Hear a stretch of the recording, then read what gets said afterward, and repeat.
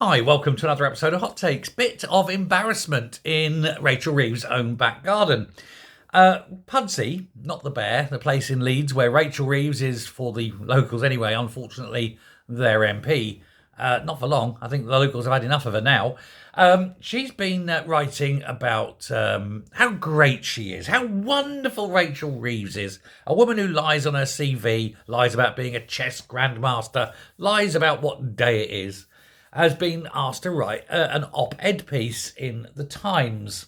She can't spell Times, can she? Anyway, she was banging on about how she has got it all right on schools, giving every child the best start in life and all that rubbish, right?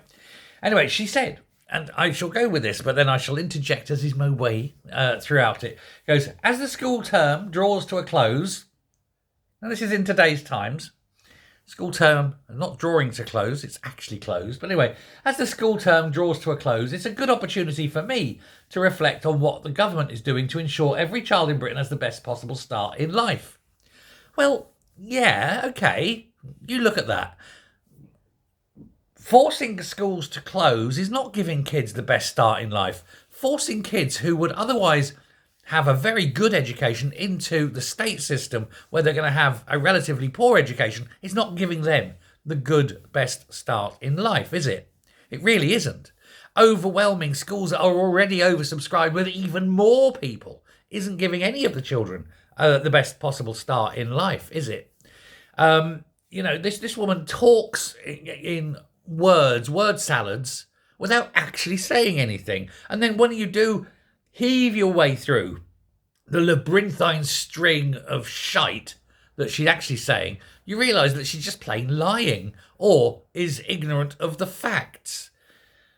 No surprise there. Anyway, so it's basically what she's doing is a class warfare piece, isn't it? She said, I have a profound sense that the Conservative governments of the 80s and 90s did not care about schools like mine or children from my background.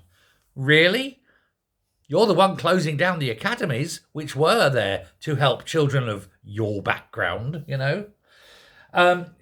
Absent, though, from the piece is any mention of Full Neck School in Pudsey. It's been around. It's a private school, of course, what they call public schools. And it's been around for 270 years. And now, thanks to Rachel Reeves, it's closing. The parents are blaming her and they're saying it's all the VAT. Her VAT on schools has closed this school after 270 years. 270 years, it may be pointed out, where the children there have had an excellent education, have gone on to be leaders of industry, of commerce, into politics, all sorts of things. And now that best possible start in life has been denied for generations in the future.